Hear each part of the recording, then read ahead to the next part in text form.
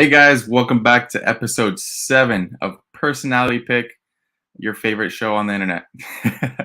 As always, we have another new guest this week, and what a way to start this week off with Uncle Weezy himself. How you doing, Uncle Weezy? I'm doing good, man. It's a Thursday. I don't usually do any content on Thursday, so I got a bunch of stuff done, got to the gym, and now I'm sitting back and just ready to have a nice little conversation here that doesn't involve this card coming up on Saturday, which I'm not a huge fan of from a betting perspective, more from a fan perspective. But as a content creator, we're always looking for the betting angles, man. And I looked hard this week, couldn't find much. So it's kind of nice to have a conversation about something else besides betting lines. Oh, 100%, 100%. I feel you on that one. But first and foremost, I wanted to give a shout out to the chat. Victor, what's up, man? Mushroom, as always. What's up? Wiz and Wheezy, what a combo. This show's gonna be fucking fire. You bet. We got Eric Betts Fights. Yo, I'm fixing to get my fill of personality. Came to the right spot. Oi! Hit him with a oi. What up, Daz? What up, Victor again? Well, let's dive right into this. Thanks again for everyone in the chat. I appreciate the support from all of you guys. And as always, Wheezy, tell the people what you're doing, what you have coming up. Start off the show. Yeah, man. So I mean, I'm all over the internet, not just YouTube, actually. You know, doing my thing, doing stat diggers on Sunday with my guy DFS by the numbers, doing probability on the MMA Engine YouTube channel on Monday night with DFS by the numbers. I do just the tip, a full card breakdown on my channel, Uncle Weezy, every Tuesday night, every Wednesday on Pub Sports Radio. I'm doing the DFS show, and on Wednesday night on my channel, I'm doing Ask Weezy. So every week, you know, I'm out there on my channel, on two other channels with the MMA Engine and with Pub Sports Radio, talking about these fights and trying to help people learn how to look at some of the mathematical angles that are behind betting, the strategies that are behind being a long-term winner gambling, and using some real simple math, you know, to just kind of figure out not necessarily too much about how you feel the fight's going to go, but where the fight is priced. That's what gamblers need to do in order to have a long-term mindset, in order to look at it like a stock portfolio instead of as a fan who's, you know, maybe looking through fan glasses. You have the fighters you like, you have the fighters that you don't like. You let those biases get in the way. But when you have that benchmark of the implied probability of the line, you know, of the implied of the probability of the outcomes that you're looking to bet on, it's a better lens to look through as a gambler. And me having a math background, I felt that could be the best way that I could serve the people, because there's when you look around the internet right now, there's a lot of really talented people doing what we do, is, you know, handicapping fights, doing YouTube content, doing podcasts, doing Twitter spaces, some really talented gamblers, some really entertaining people, some people who have done some great production online. And in order to kind of make your mark in this space, you need to be doing something a little bit different, kind of like what you're doing with this show, where you kind of just get behind the personalities of the people that are providing the content. And I felt like when I first started doing this, that providing those stats for people would be a nice benchmark, because something that in my pre-capping career, you know, was being a finance guy. You know, I was a trader on the floor of the Chicago Stock Exchange. I've had a Series 7 license, a Series 63 license, a Series 55 license. I went back to school and got a degree in statistics. I passed 3 actuarial exams. You know, I've been in that space of making high-level financial decisions. And now, you know, that's fucking boring, actually. You know, I mean, watching fights, making money betting off of fights, that's exciting. That's fun. That's something that, when, you know, they always say, if you love what you do, you'll never work a day in your life. Well, work is work. You know, it's always work, whether it's something that you like doing or whether you don't like doing, it's always work. But man, does it soften the blow when it's something that you really enjoy doing, something that you enjoy talking about. And it's something that I get to do every week. So being the stats guy of MMA Twitter, of YouTube, has been, a great journey thus far. And I'm really just getting started with it. I can't wait to see where it goes. That's really interesting that I didn't even know that about you, where you used to be a trader on the stock market. Because my background initially is, before all this MMA Twitter stuff, I opened up a business and I ran a stock trading chat room for No kidding. about 2.5 years, and I've been trading since it was legal, since I was 18, so about 6.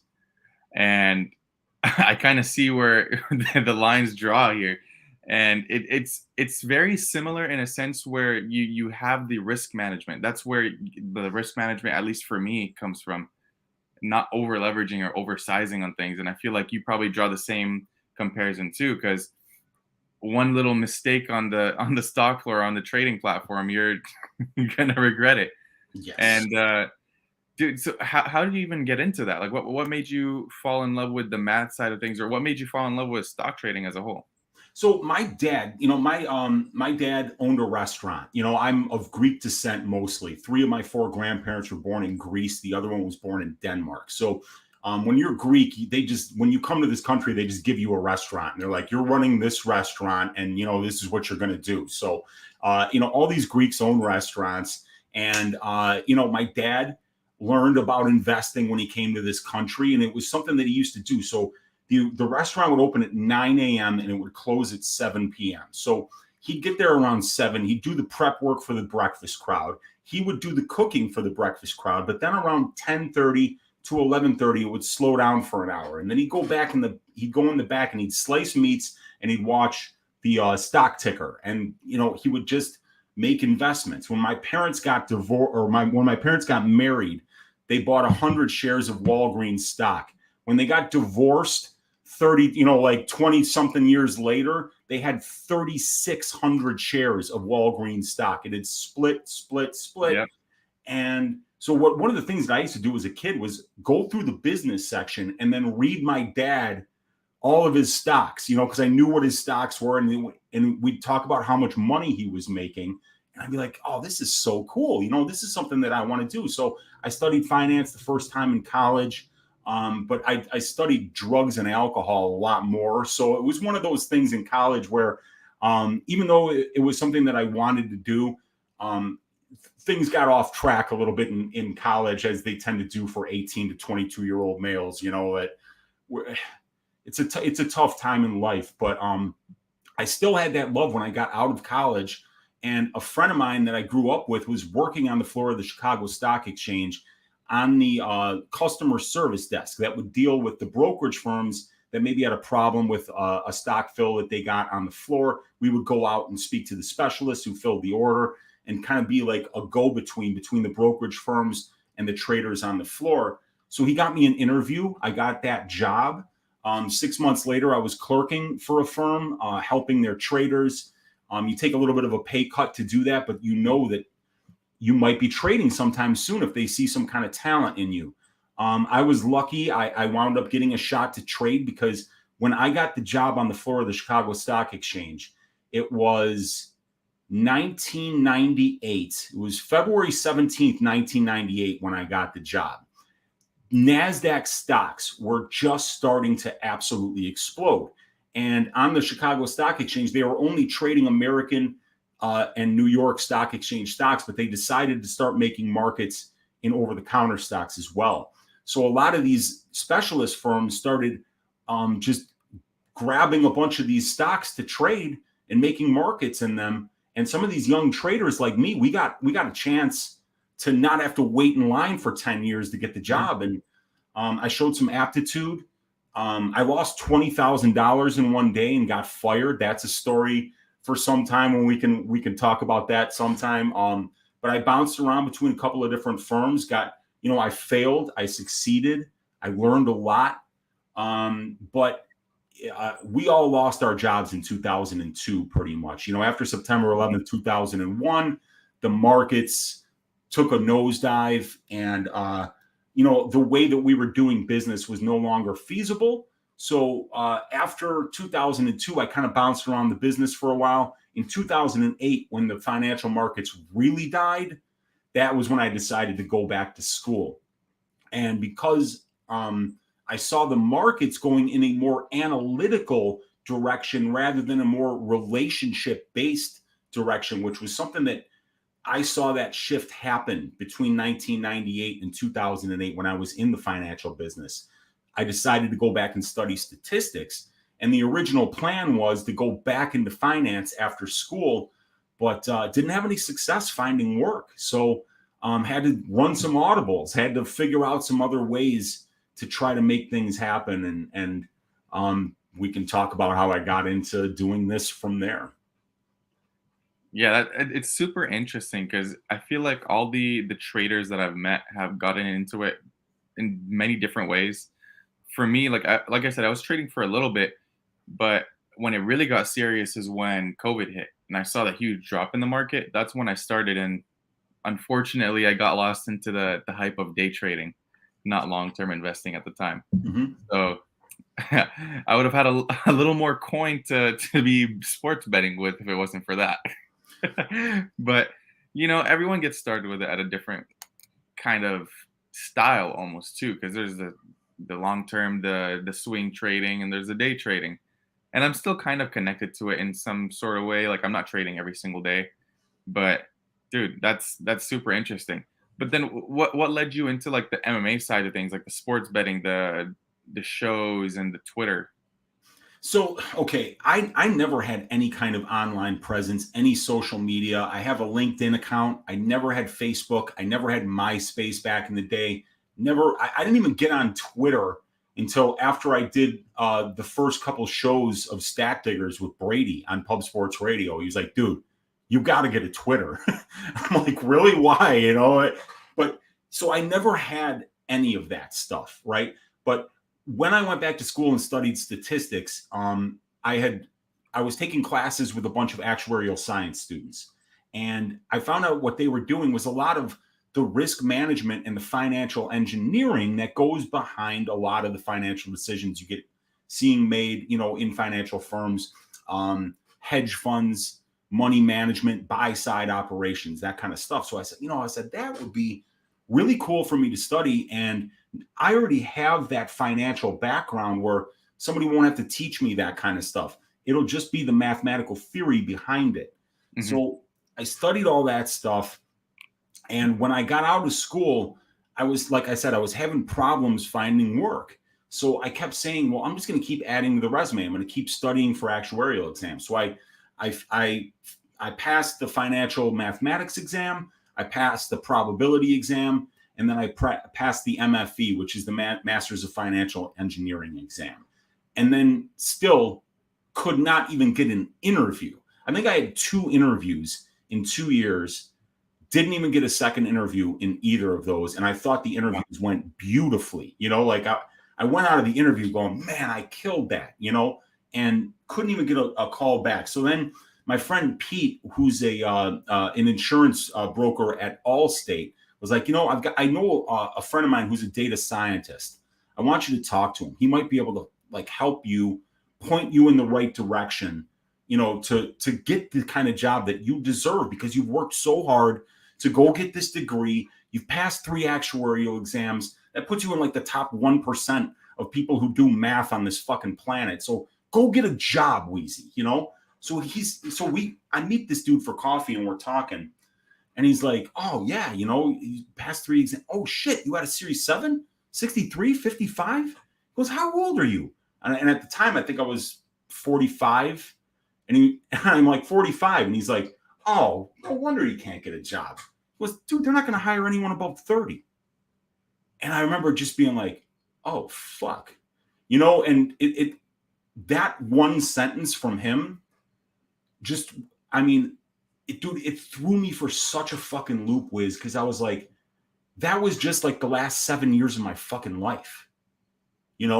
I had, when I went back to school in 2008, right? I remember going into the advisor's office. And I'm like, I want to go back to school. I want to study statistics. He said, okay, can you get me your transcript? So I go and I get my transcript. And, I'm like, I need to take calculus 1, calculus 2, calculus 3. I need to take differential equations. I need to take linear algebra. He goes, okay, well, hold up. Have you taken pre-algebra? I'm like, well, wait a second. I like, yeah, in fucking high school, dude. And then, I realized that they're not just going to let you go into Calc 1. You have to test into it. And I haven't taken a math class in 14 years at this point. So I had to take pre-calculus, which was a 6-hour class. And I couldn't take it concurrently with anything else. Then I had to take Calc 1. Then I had to take Calc 2. And then I fucking failed Calc 2 because it's super hard. Yeah. Hated it. It was brutal, man. Brutal class. And so then I had to take it again. Then I had to take Calc 3. Then I had to take fucking differential equations. Then I'm applying to schools. So it took 2.5 years just for me to apply to a school. Then I was at Northern Illinois for 2 years, 4 semesters, getting this degree. Then I'm out there fucking studying for actuarial exams. And then somebody tells me, oh, no, you're 45. They're not going to fucking hire you. And I'm like, that was, like I said, the last 7 years of my fucking life. And I was like, holy shit, and then it was like, all right, well, now what? If they're not going to hire me, and and it wasn't like at that point I hadn't already been looking, okay? Dude, I'd sent out like 1,000 resumes, got 2 rejections and 998 silences, So I was just like, well, now what? And I remember thinking to myself, like, all right, so I talked to some recruiters, right? And the recruiters were sending me for these jobs that, I'm like, all right, I'll take an entry-level job if it's shit, as long as it's, it could build to something else. But they're not even able to place me in things. One recruiter got me into her office and we're talking. She's like, I got the perfect job for you. And she says, it's a buyer's job and it's in Arlington Heights, Illinois. Now I'm in Chicago on the lake. To get to Arlington Heights, during rush hour from my house, about an hour and 15 to an hour and a half, right? $30,000 a year job she wanted me to take. Back when I was making, I'm making $150,000 back in 1999, and I'm supposed to fucking take a $30,000 a year job in 2018 or something, right? And she was, I was like, look, I looked her in the eye. I was like, if you think that I went to school and drove 2 hours back and forth to Northern Illinois University 4 days a week, delivered pizzas at Lou Malnati's every Friday and Saturday and Sunday from like 6 p.m. until midnight, and then woke up at 6 a.m. to go back up to school so that I could spend 90 minutes in my fucking car in the morning to drive out to a shit job in Arlington Heights for $30,000 a year, hate life, and then sit in traffic and probably take me 2 hours to get back fucking home. I go, if you fucking think that I'm taking that job, you are out of your fucking mind. I don't care what I have to do, but if this is the path that it takes for me to get back into the working world, I'll do something else. I don't fucking care. And that's when I started doing data entry on, because like DraftKings has horseshit stats for DFS players. They don't give you anything. They only last they only list the fighters' last 4 or 5 fights. They give you bare bones statistics. And I kind of started setting up these Excel spreadsheets to do little mathematical formulas to find some metrics. And I started playing DFS and I started having success. And I started making a little bit of money. And then I joined Brady's Patreon, met a bunch of cool people in the Discord there, and then watched what Brady was doing, right? And here's a kid that his work ethic is unbelievable. I mean, when I first started watching this kid's content, I didn't even know that he was a full-time student. He was a full-time student and then producing about 10 to 12 hours worth of online content every week, studying for classes. He was dropping pics at like 4 a.m., waking up for class at 9, and then coming back, so I got inspired by what he was doing.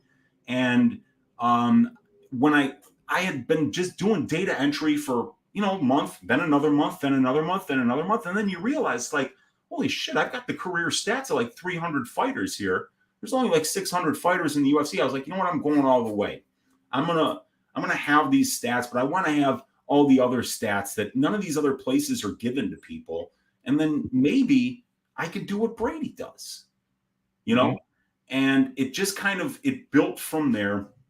And, now for those of you who have been following me, this is where it's gotten me to now. I've got a Patreon. I've got, you know, I do content on Pub Sports Radio. I have 2 monetized YouTube channels, and it's just been a grind every week. Do the content every week. Bust your ass. Watch a shit ton of tape. Do the data entry. Update the analytics, and try to make good decisions and try to provide entertaining content for people. And I'll tell you something, Wiz. You know, it was fucking tough to hear that shit. It was tough to hear somebody say, you know, hey, I got this fucking $30,000 a year job for you. You have 2 college degrees. You know, you've got financial licenses. You've passed actuarial exams. You know, and I saw something on your board. I don't know if it was last week, and it was something about failure. What did you have written up there about failure? Looking at the board right now, the best learning experience is failure. Yes. Something that that's been written on there for 2.5 years, and it stays on there. Dude, if there's one thing that people who are watching this show can take away from this, it's that if you're afraid to fail, you're afraid to succeed. And you want to get as acquainted with failure as you possibly fucking can. Because if you're not failing, you're not trying. And if you're not trying, you're never going to reach that next level in your life. You're never going to progress. We always got to try to be getting better as people. And failure is something that I got so well acquainted with when I was working on the floor of the Chicago Stock Exchange. I had success too, but I had a lot of failures, and dealing with those failures is the measure of a man. It's being able to pick yourself up when things aren't going well, because life's going to kick you in the ass sometimes. But failure is the best teaching method. It helps us get better, and it makes sure that we're continuing to try. And that's all we can do in life, is to try. 100%. And this is going back to because when I started sports betting, as most people are, some people are just really good from the get-go. Some people are just really bad. I was the later half, so I was really bad at it to start off. And the way I kind of saw things was just bet on who I like, and I would just see the money fly away from my account week after week. And that failure in itself made me want to get better. And the first, I promise you, I'm not lying about this. The first video I watched was an episode of Stat Diggers.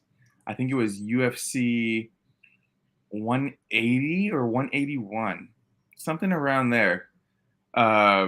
Just watching Stat Diggers, trying to get better, and getting to know the analytics of things. And I still watch your guys' show till this day. And I think that was a stepping stone for me, just getting to learn the analytics side of things and taking this a little bit more seriously. Because like you said, being acquainted with failure is actually a really good thing. With whatever career you're doing, with whatever you're doing in your life in general, it could be the sports betting, obviously, it could be your job, family, friends, whatever it is. It teaches you a valuable lesson about dealing with the controversy, dealing with being in a hard spot. I know friends that have moved here to the States from abroad on their own with no job, no money, and still somehow found a way to make it. Yeah. And that inspires me day by day, because if they could do it, why can't I? So that mentality that it builds in you is worth $1 million in its own. It's not something that you can buy. It's something that you have to actually face. I have immense respect for what you went through, and for you as a person, and then for everyone that's dealing with their own things and pushing through it, because that's something that a lot of people feel scared to talk about sometimes, and they don't want to shed light on their own failures just because it might make them seem as a lesser man or woman. Like, who cares about that shit? Dude, I mean, there's what we do is difficult. The best MMA gamblers, like guys that are just incredible. How often are they right? 55% of the time, maybe, maybe 60% of the time, that means you're wrong 45% of the time. It means you're wrong, like 40%. You have to get acquainted with fucking up. I remember I was doing a show with Z when I first started doing this, and he was like, why aren't you tracking your bets? And I'm like, well, I haven't started doing content really yet. And he's like, dude, you got to start tracking your bets. So the first event that I tracked was Edson Barbosa versus Giga Chikadze. Dude, and it was a complete dick saw.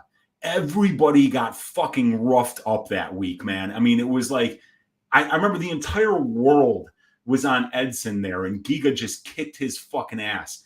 And I remember, I think I lost like 4.5 units, and I've been doing great, I'm making money, I'm making good bets. And then the very first time I track bets, down 4.5 units. And then I struggle back, I get back to plus, and then I go 4 straight events where I'm down at least 3.5 to 5 units. And you see me go from like +2 units to -16, and it's just hanging out there, I mean, everybody can see it. Like, hey, follow me on Bet MMA Tips. You look at me last year, I finished the year down something like 15 to 20 units, and but I only started in October. I had that 4-unit loss, got a little bit back, had a horrible losing streak. Then the year ended. But, now this year, I got like a 15% return on investment. I think I'm up around 25 units so far. And, but the return on investment's what's important, is because I'm not betting 30 units a week. I'm sometimes only betting 3 or 4. Like this week, I got 1 fucking unit tracked. I can't find shit that I like out there. But I'm fine with that. I don't need to chase anything. And if there's nothing that I like, I'm not going to bet it. But yeah, you have to get acquainted with being able. You're gonna have some weeks where it just nothing goes right. Where all your reads were just wrong, or maybe you had good reads, but variance happened. Like there was a stretch of, I think there was a stretch of like 6 main events where 3 of them ended in injury. Rakic blew out his knee. Ortega blew out his shoulder, right? And then it was Aspinall blew out his knee, And I remember that was my losing streak this year, was that kind of shit happening. And you're like, okay, yeah, sure. I mean, it looks like I'm getting my ass kicked, but there's really nothing wrong with the reads. I lost money on Aspinall. I lost money on Ortega, and I lost money on Rakic. But it wasn't because like I made bad bets. It's because the human body can only take so much, and getting in that cage is a rough way to make a living, man. It is rough. It is rough, and I've seen the fighters that actually go and fight in my gym, and I promise you guys, 90% of these fighters go into their fights with at least some sort of injury. Yeah. Whether it's minor or major, but they don't disclose it because it's frowned upon. It's plain and simple, it's frowned upon. So stuff like that affects a lot, and that's where the variance comes in. And I think I've said this, I want to say 3 times, and this is going to be the 4th time on this show. Tennis is the one sport that I hate betting on because of the variance, and it's the same thing. They don't play once every 3-4 months. They play almost every other day. Mm-hmm. So it's the same exact thing. And at a certain point, you can't really blame it. You just have to accept the L and just move on, because it doesn't happen as often as we think it does. But when it does, it just sucks that much more. So just respect to everyone that actually goes out and at least tries to fight through these injuries, because it's tough on the body. Dude, respect for anybody that gets in that cage, plain and simple, that has the balls to do that has the balls to test themselves. You want to talk about people that cannot be afraid of failure? It's fighters, because when a fighter fails, the whole fucking world knows it. You're flat out on the canvas. You wake up looking at the lights, wondering what the fuck happened. It's pretty clear that you failed that day. You were not the better man or woman that day. And that dude, that's a hard way to go through life. And as a former trader, it's kind of like the same thing. I always used to say, man, don't, like when the measure of me as a trader is a number, it's not anything else. So you can't take it too seriously because it's a number. It has nothing to do with you as a human being. And these guys, we talk a lot of shit. We'll be like, oh, this guy's terrible. This guy, Mike Jackson sucks, and Pete Rodriguez is terrible because you don't want to lay minus 700 on Pete Rodriguez. Both these guys would kick your fucking ass. Yep. Not your ass, but my ass. They'd kick my ass and it would be 10 out of 10 times every fucking time. The orange belt that I got in judo when I was 11 years old wouldn't be enough to save me from those men. You know what I'm saying?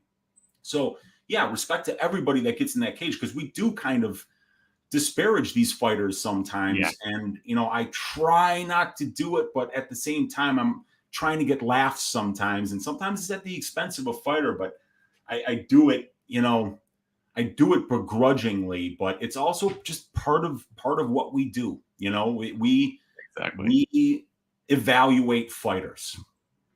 100%. Now, Weezy, do you have a favorite fighter that you like watching, or a favorite fighter in each division? Name a couple that you just have. It's must-watch TV for you.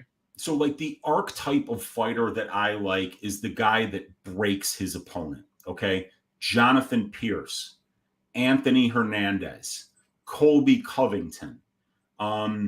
These guys that with their forward pressure, with their volume, with their conditioning, can just make a killer quit. When Jonathan Pierce was on the Contender Series, I forget the name of the kid that he just absolutely handed it to, but you saw a man just quit in real time. And he probably should have quit about 2 minutes prior to when he did. And something about that archetype of fighter just gets me to the window. It makes me very happy. When I was doing Ask Weezy last night, I was talking about Bilal Muhammad, right?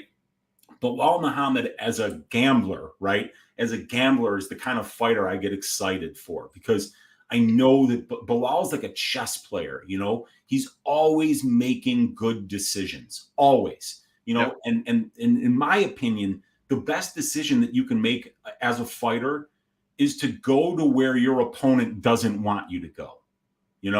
Make your opponent as uncomfortable as possible. Put them in the place where they don't feel strong defensively, where they, if they're a good striker, I want their fucking ass on the cage. I want their ass on the mat. I don't want them, if they're a great kickboxer like Israel Adesanya, please walk this motherfucker down. Please don't let him set his feet and maintain distance and dance around. Get in his fucking face. And I love fighters like Hernandez. I love fighters like Pierce because they understand where their strengths are and they go to break their opponent. And Colby has been somebody that's just done it incredibly well. And I think the story of Colby Covington is one of my favorites because here's a guy who was about to get cut before the Damian Maia fight. They basically told him they were cutting him. That was close in that fight. And, and he turned himself into something that he never had any intention of being. That was a heel. And that was so he could continue to make a career doing what he loves to do. And look where he is now, man. He's the second best welterweight on planet Earth. And, this guy has given Kamaru Usman the best fights that he's had. Even Leon Edwards didn't perform as well as Colby did those 2 times. He got that beautiful kick to finish the fight in the 5th round. And, it's a fight. That's how fights end sometimes. That's why what we do is so fucking difficult. That's another one I lost money on. Had Usman 4-5 decision. I was like, you got to be fucking kidding me. 30. Oh. Dude, you know what fun bad beat, dude? I had the over 2.5 in the Chason Aldana fight. And 9 seconds before I cash that bet, I lose with an up kick to the liver, something that's never been seen before in the history of the UFC. And I'm watching that fight live on Pub Sports Radio on the watch along, like, oh, But that's why that's what makes it so exciting. So we're Exactly. gonna fail. We're gonna have some losing streaks, but keep those good decision making metrics, those good decision making philosophies that you have. Pick out the right bets, and over the long term, you're going to lose every once in a while by an up kick to the liver, 3 or 4 seconds short of where you need the fight to go. But at the end of the day, at the end of the year, at the end of the month, you're going to be making money. You're going to be doing the right things. 100%. No, and I agree. Sometimes people get discouraged when they have a loss like that one and they don't bet those bets anymore. Yeah. Just stick to it. You're not going to win 100% of the bets you make. It's a bet. That's why it's called a bet. You're picking odds on something to happen. It's not guaranteed. It's a good read, but you always get that dirty beat, like the bad decision on the Collier and Arlovsky fight. That's the one that was inexcusable. Another one for me was the Molina and Zumagulov fight. I was on Zumagulov and I was hurting. I was hurting. That was a very close fight. Yeah, but when I went back and I watched that one, because for some reason I wasn't able to watch that one live, and I was like, "Ooh, El Jefe, you got away with one there, man." And I'm a big El Jefe fan. Dude's a stud. Super fun to watch. And I'm kind of glad that he got the decision, just from a fan perspective, that Zumagulov and Molina, which one of those guys is more marketable? But when you're holding the Zumagulov ticket, you want to fucking throw your remote through the television, man. I was at work. You know what my worst beat was? I almost lost my mind live on the air on Pub Sports Radio. I was there watching when Vyacheslav Kisiev wouldn't stop the Benoit Saint Denis, Elizeu Zaleski dos Santos fight. I had the under 2.5. I mean, for anybody that had that under 2.5, that had to be one of the worst fucking beats. That man almost died in the cage. You too. Yeah, that was another one in that big losing streak, that 4-event losing streak. It was smack dab right in the middle of there. And you're like, how the fuck did I lose that bet, Yeah, and it's called gambling, not guaranteeing. Yes. Yeah, that's the highlight of the show. Now, Weezy, what I'm gonna do is I'm gonna share my screen. I'm gonna pull up the fights coming up this weekend, and it's gonna be a pick'em. Yep. You just choose who you think is gonna win. You could give out a method if you want to, and we'll go from there. So let's go ahead and share my screen. Do you see it? Yes, I do. Cool. So first fight of the night, Mike Jackson against Pete Rodriguez. Who do you got? Yeah, I'm going Pete Rodriguez first round knockout, but I am not fucking betting. I am not putting my hard-earned money on a guy with a 7.5-minute pro MMA career. Plain and simple. But yeah, Pete should get the job done, but my money's going nowhere near it. Fair enough. I tend to agree. Next, we got Tyra versus Vergara. So I've got my only bet this week is a 1-unit bet on the money line for CJ Vergara. Vergara is another one of those guys I like that walks forward. He's got good conditioning. He's durable. He's got some power.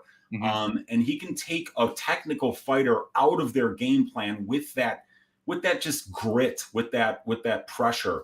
But Tyra is a special prospect. And I'm really interested to see how he deals with the pressure from Vergara here, but not even loving the bet as much as I did when I made it. But I'm picking Tatsuro Taira to win the fight, but just because I'm picking him to win the fight doesn't mean I won't bet on his opponent at plus 200. It's about the number at the end of the day, and I'm taking the guy that's more experienced, that has fought the better level of competition, that I know is very durable, and that I know has got a little bit more power on the feet, because I've seen him hurt people a lot more often than I've seen Tyra hurt people on the feet, that is. So, I'm picking Tyra, but the bet's on Vergara, if that makes any sense. No, I completely understand. A lot of people are on the same side as you, so good luck with that one. We have Sam Hughes against Pierre Rodriguez. I'm actually pretty confident in Piera here, but I've retired from laying juice in women's MMA, so even at minus 160, I can't bring myself to bet it, but I might wind. I mean, I like Piera here. I think she can win minutes on the feet, but I also think that she's the more likely woman to have success with the wrestling. She's just been the more willing wrestler. Sam Hughes has had success against two pure strikers in Elise Reed and Estela Nunez with the wrestling, but I don't think she's going to have success against Piera if Kay Hansen didn't. So I think Piera Rodriguez probably by decision. I agree there. A lot of the Sam Hughes love I just don't understand this week. So I'm on the same side. Next we have, this is a short notice fight. Joe Anderson Brito against Lucas Alexander. Short notice for Alexander. Yeah, I'm Brito's Uncle Weezy's ass shaving of the week. I think Alexander's gonna run into a dick saw here. This is a really rough short notice matchup. Joe Anderson Brito is a fucking killer. He's an animal. Someone actually asked me to, this is on Twitter. Someone asked me to have you sing one of the songs from the 69 dick saws. Yeah, I saw that. Yeah. Oh, that was a great one. Yeah, there will be no singing here. Yeah, that's not gonna happen. Next, we have Nick Maximov against Jacob Malkoun.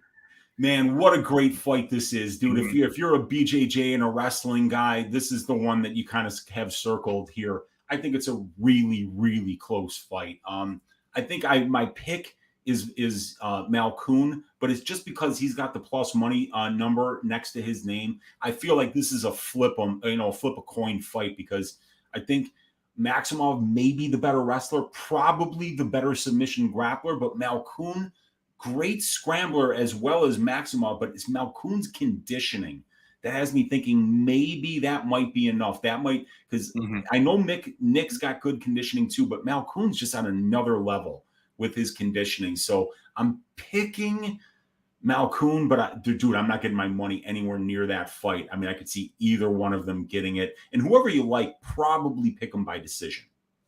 100%. This is my fight to watch this week, and I'm staying away from it on a betting perspective because they're both really good at the same things. And when those type of matchups come to us, we actually see them deviate away from what they're good at. So I actually think it's going to be a striking affair. Oh, so that would be horrible. That would be horrible. It would be like watching slap fights, because neither one of those guys are great strikers. I really hope they wrestle, but that happens all the time, Wiz. You're so right. Sometimes wrestlers don't want to wrestle other wrestlers. Exactly. Next, we got Victor Henry against Rafael Assunção.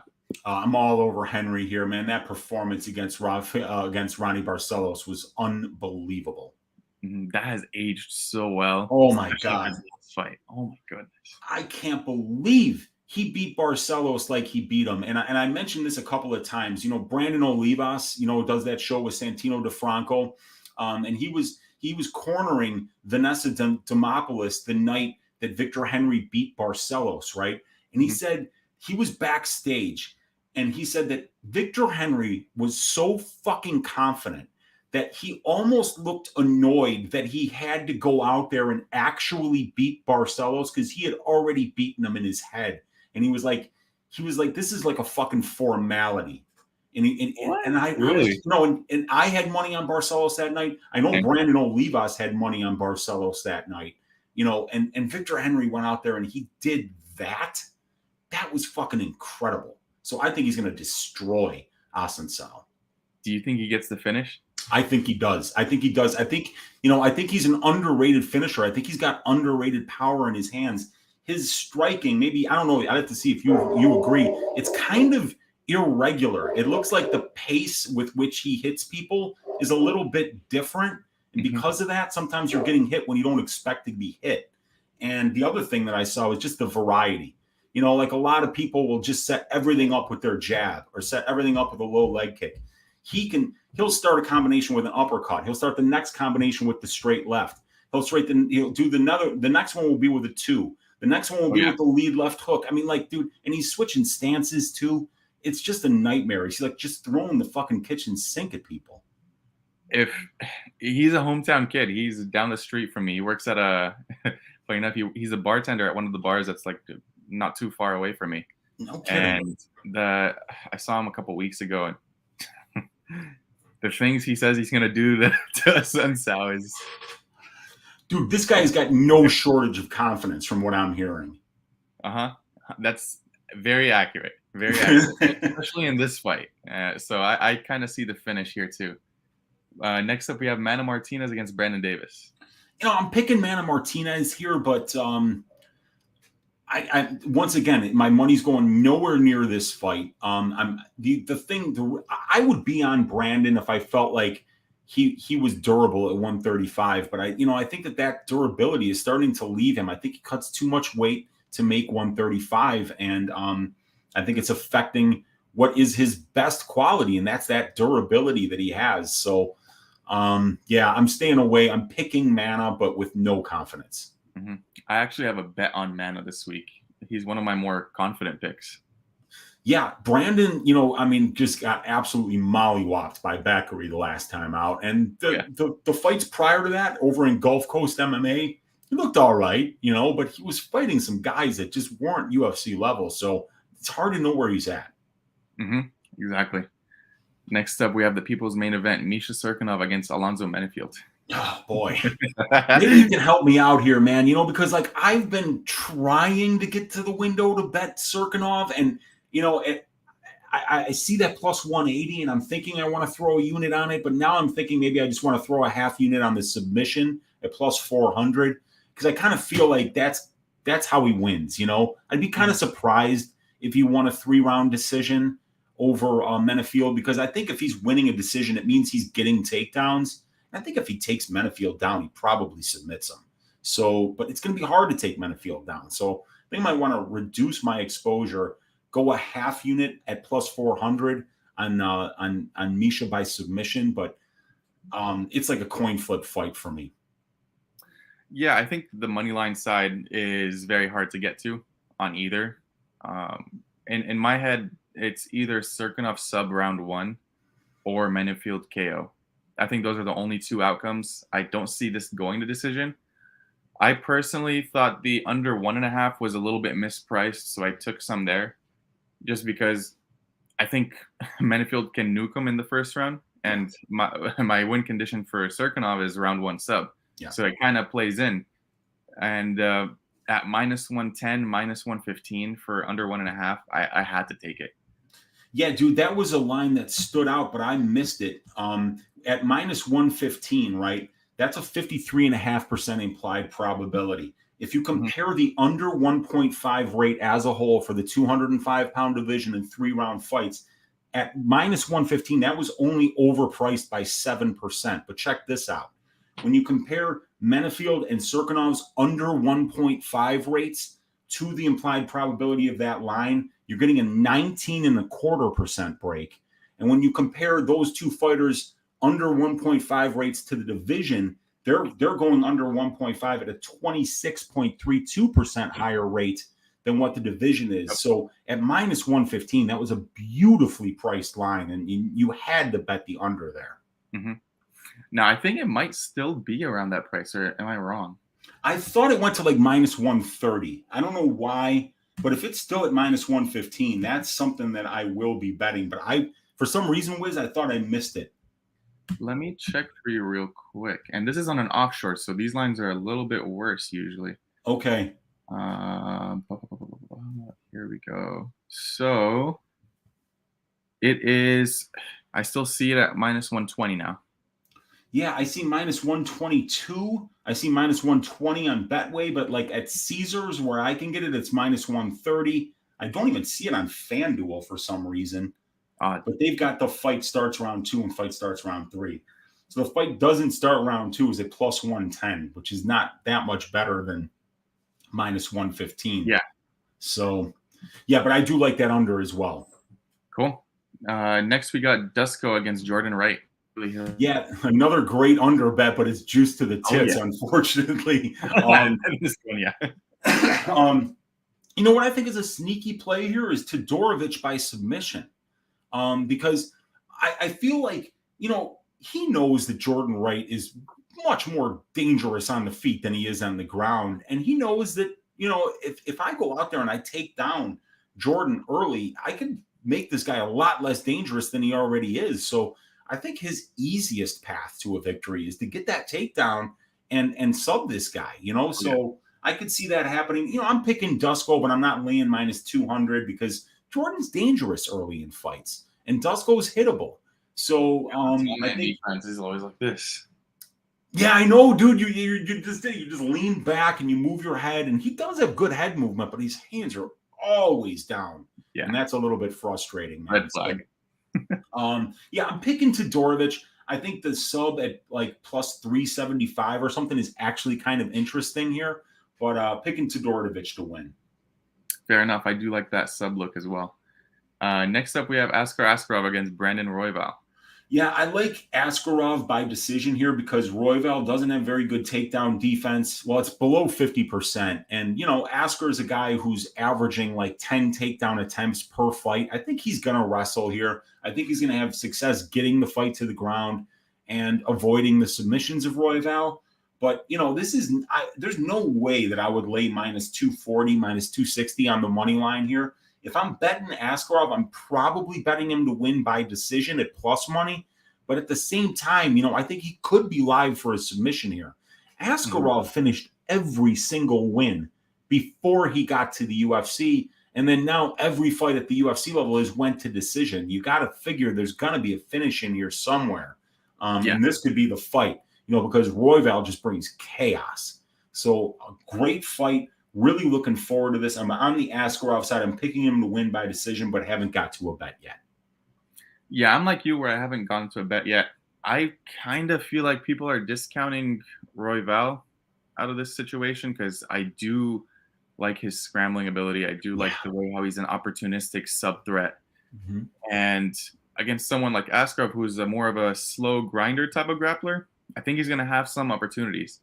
So the only bet I would get to on Royval is probably the Royval sub, and I don't know what that number is now because I don't have my bookie pulled up for props. I can get it for you. The Royval sub right now is around. It's plus 600 on Bet Online. It's plus 550 on FanDuel, plus 500 on DraftKings. So that's a fat number. Yeah, I do like, even if it's a half unit shot at that plus 600 or plus 550 number, it's hard to pass up on there. So I might like get that too because Royval brings so much fucking chaos on the feet. You gotta believe that Askarov is gonna be like, fuck this, I'm taking this guy down. So he's gonna be putting himself in situations where Royval is gonna be just throwing up the kitchen sink. I mean, every submission in the book this guy's trying for. 100%. We saw in the last fight, Askarov didn't do so well against the speed of Kai Kara France. So it looks like he struggles against people who are fast and just unpredictable like that. So it's going to be a really, really good matchup. I'm excited for it. This is one I've been circling for a long time, and I'm really excited for it. Absolutely. Yeah. Next up, we have Jonathan Martinez against Cub Swanson. Yeah, so this is one I promised myself I was going to do nothing until I saw Cub on the scale. I mean, you're talking a 38-year-old who's making a cut down to 135 for the first time in his career, and then has Dan Argueta answering questions for him because he's resting his voice.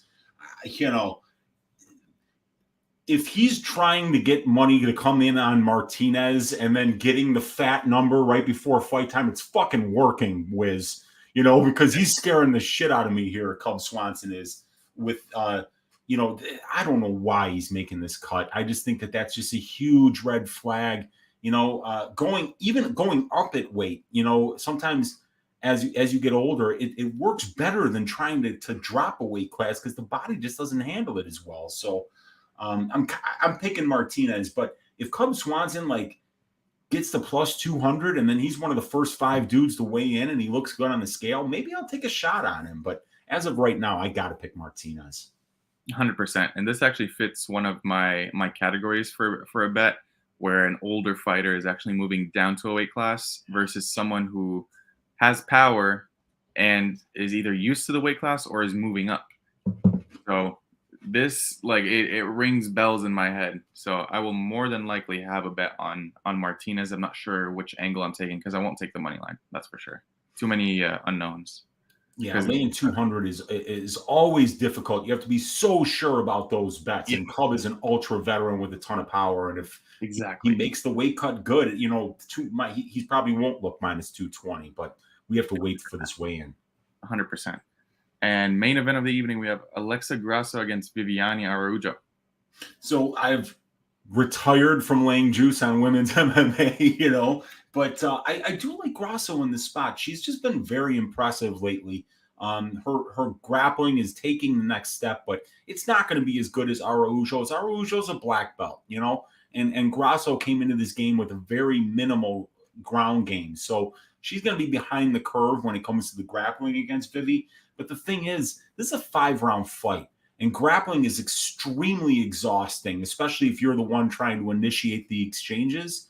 And Vivi's not really known for her cardio. So I don't think she's going to be able to push a grappling heavy game plan. And if she doesn't, you know, Grasso is just really good with the hands, very precise, got a decent amount of power as well. And her conditioning is held up really well. So I do believe that Alexa Grasso is going to win this fight. I think if I was to bet it, I would bet 4-5 decision, but you'd still be laying juice there. 100%. I kind of have the same feelings. It's either Araujo early or Grasso 4-5 sub. I think after the second round, she's just going to have a really tough time dealing with the striking of Grasso here. So a lot of similar spots between ourselves. So I like that.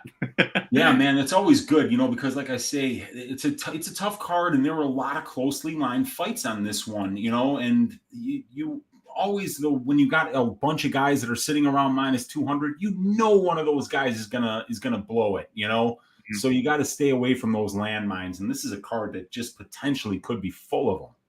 100%. Well, Weezy, this is the end of the show. I wanted to thank you so much for hopping on. You've been a great guest, dude. I need to hear more of these stories because I'm really inspired. I need to go do something right now. But dude, you've been great, and you're one of the OGs of the MMA Twitter community, of the community as a whole. So again, thank you so much. Tell the people what you have going on and what you're up to once more. Yeah, so I'm done with content for the week right now, but on Sunday, you can find me on Pub Sports Radio for Stat Diggers for UFC 280 coming up next week. I'm really looking forward to that card. You can find me on my YouTube channel, Uncle Weezy. You can also find me on the MMA Engine YouTube channel, Twitter at Uncle Weezy MMA. No, at MMA Weezy. Oh my God. And Patreon / Uncle Weezy. Thanks for having me on, Wiz. It's been an absolute pleasure talking with you. And this is a great show, man. It's a great idea to do something a little bit different, give the community a little bit something different that they don't see every day. So I wish you the best of success going forward, brother. I appreciate it. I'll definitely have you on again. We're making a whole lap around the community, and then we're coming back around. So nice, man. Sure I'll have you on again. But chat, thank you guys so much for the support. Thank you for the engagement in the comment section. This is probably the most engagement we've received as a whole. It probably combines for more than all of the prior episodes. So I really appreciate every single one of you guys. But until next week, peace.